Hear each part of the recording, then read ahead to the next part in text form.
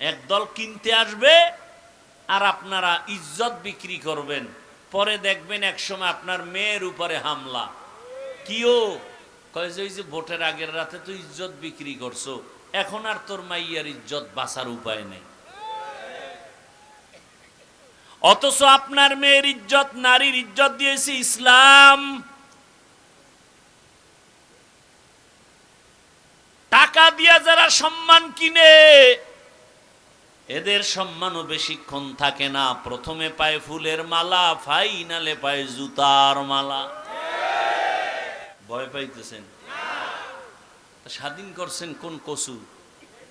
ভয় পান এখনো? ভয় পাবে চোর, ডাকাত, দুর্নীতিবাজ, জালেম।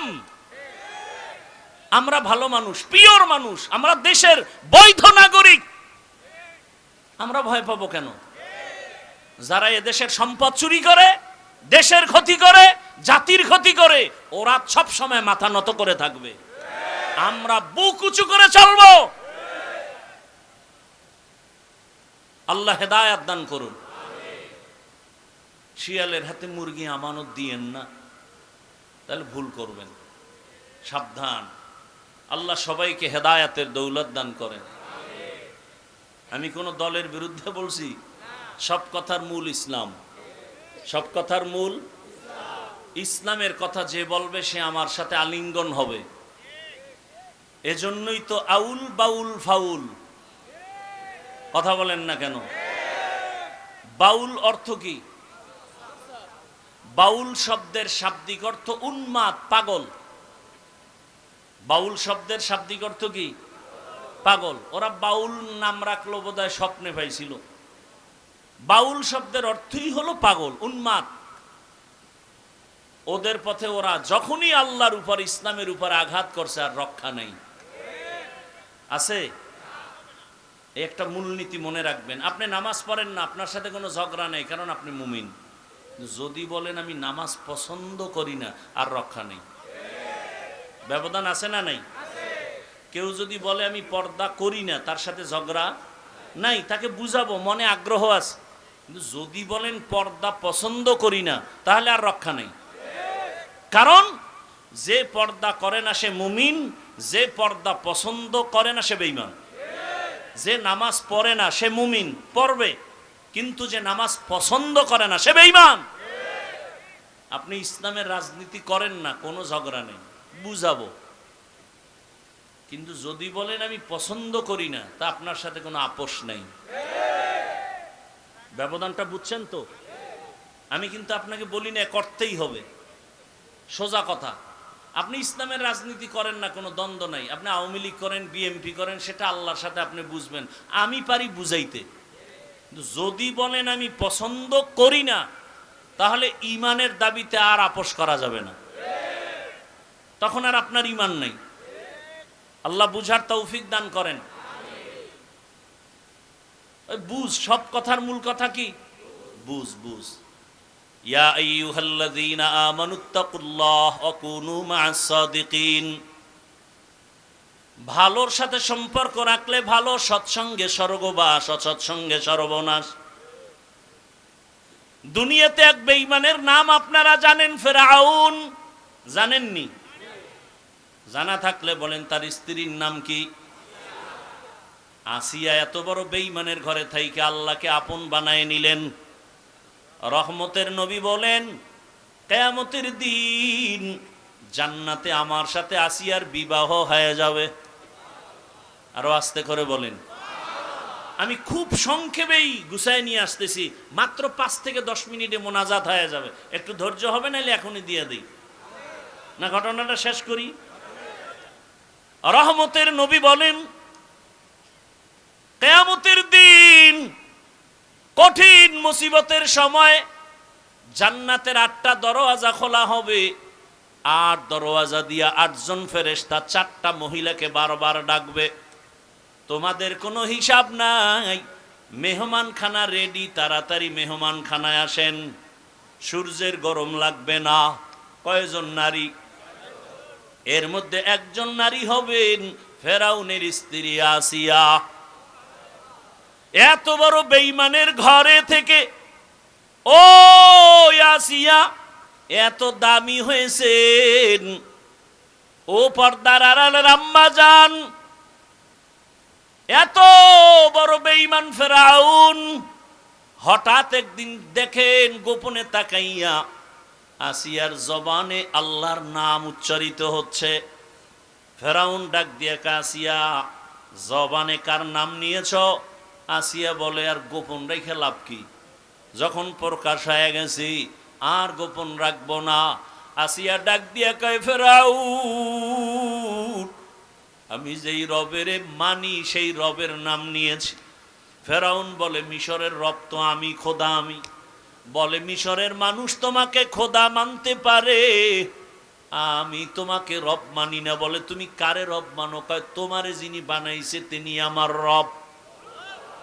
ফেরাউন বলে, খবরদার, আমাকে যদি তুমি খোদা না বলো তাহলে মিশরে খোদা দাবি করার কোনো যৌক্তিকতা নাই। বলে, আমার জীবন যাবে, আমি তোমাকে খোদা বলে ডাকবো না। ফেরাউন বুঝাইতেছে, হামান রে দিয়া বুঝায়, এক পর্যায়ে বুঝাইয়াও পারে না। আসিয়া যদিও মহিলা নরম, ইমানের পাওয়ার বড় গরম, জীবন যাবে, ইমান ছাড়বে না। ফেরাউন এবার বাঁকা হয়ে গেল। এই হামান, আসিয়া যেহেতু আমাকে মানে না, এখন আর দেরি করা যাবে না, ওর ঘুমের বিছানা আলাদা করো, ওকে বদ্ধরুমে ঢুকাও, খানা বন্ধ করো, বাতি বন্ধ করো, রিমান্ডের শাস্তি দাও। আসিয়া এত বড় দামি ক্ষমতাওয়ালা টাকাওয়ালার ঘরে আছি, কিন্তু এখন টাকাও নাই, রুমের মধ্যে আটকানো, খানারও খবর নাই, পানিও দেয় না। আরে আসিয়া কি রহমতের নবী, যেই নবীর কোনো গুনাহ নাই, যেই নবীর জন্য আমার আল্লাহ আশেক, ওই রহমতের নবীকে কওমের লোকেরা, দুশ্মনেরা একদিন আর দুদিন না, 3 বছর পর্যন্ত শিয়াবে আবু তালিবের মধ্যে আবদ্ধ করে রাখছি। পানি দেয় না, খানা দেয় না। মায়ার নবী গাছের পাতা ছিঁড়ে ছিঁড়ে চাবায়া চাবায়া খায় আর পেটের ক্ষুধা নিবারণ করে। এত কষ্ট নবী আমার করেছেন, 3টা বছর পর্যন্ত এই কষ্ট। আসিয়ার খানা দেয় না। শেষ পর্যায়ে ফেরাউন বলে, আসিয়া তুমি এবার আমাকে রব বলে স্বীকার করো। আসিয়া বলে, মরে যাব, আমি গায়রুল্লাহকে কখনো আমি রব বলবো না, গায়রুল্লাহর কাছে মাথা নত করব না। ফেরাউন সর্বশেষ সিদ্ধান্ত নিল, আসিয়া তোমাকে ফাঁসি দেওয়া হবে, শুলিবিদ্ধ করা হবে। আসিয়া বলে, ফাঁসি দাও, কোনো দুঃখ নাই। এক পর্যায়ে ফেরাউন যখন দেখলো আর পারাই যায় না, তারিখ পর্যন্ত ঘোষণা দিয়া দিল, মিশরের হাজার হাজার মানুষ ময়দানে হাজির, খোদা ফেরাউনের স্ত্রী আসিয়ার বিচার হবে, ফাঁসি হবে, শুলিবিদ্ধ করা হবে, সবাই দেখার জন্য আসছে। এক পর্যায়ে বিদায় বেলা আসিয়ার হাতে পায়ে রশি লাগাইয়া যখন ফাঁসির মঞ্চে নেয়, আসিয়া কান্না করে আর মালিকের বলে, মালিক যতই কষ্ট দেখ সহ্য করার ধৈর্য দাও, আমি যেন তোমাকে ভুলিয়া না। সম্মানকে দিয়েছেন আল্লাহ, সম্মান দিবেন আল্লাহর বিরোধিতা করলে। ভাইরা আমার, শান্তির একমাত্র ঠিকানার নাম ইসলাম। আল্লাহর জাতের কসম, কিয়ামত পর্যন্ত তুমি শান্তি যদি তালাশ করো, শান্তি দেওয়ার মালিক আমার আল্লাহ।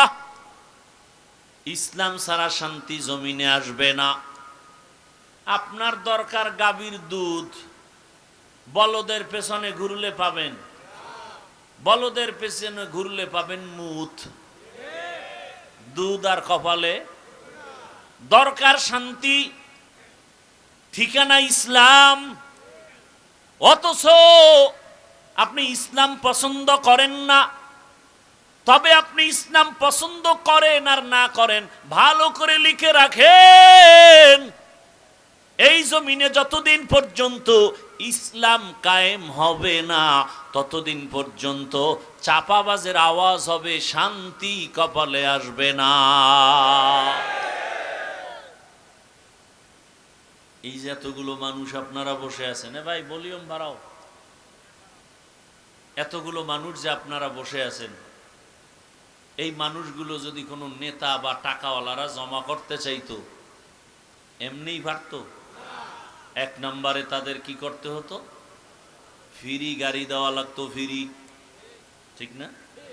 এরপরও কিন্তু এই বেহেশতি মানুষ আসতো না, সব গাঁজাখোরেরা আসতো, ঠিক নেই? আসার পরে আবার ভিআইপি চেয়ার দেওয়া লাগতো। আপনাদের ফ্রি গাড়ি দিছে, আসার পরে ভিআইপি বিছানা, বরং এমন বিছানায় বসছেন, অনেকে মাটিতে বসছেন, এর থেকে থার্ড ক্লাসের বিছানা জমিনে আর নাই। আছে? আপনারা যে বসছেন কোনো কষ্ট আছে? খাওয়ানোরও চিন্তা নাই। নেতা সাহেবের লাগতো এগুলোরে বসায়, আবার ফাঁকে ফাঁকে নাস্তা দেওয়া লাগতো, না হয় চেয়ারের বাড়ি। কথা ঠিক নেই? আপনাদের কোনো নাস্তারও চিন্তা নাই, ঘুমেরও চিন্তা নাই, খানার চিন্তা নাই। আবার এই মানুষগুলোকে ঠিকঠাক রাখার জন্য কত পুলিশ দরকার, কত র্যাব, কিন্তু এখানে কোনো প্রশাসন লাগেনি, চুপচাপ বসে আছে, কোনো আওয়াজ নাই। কখন রাত্র 1টা বাজবে 2টা বাজবে খবর নাই।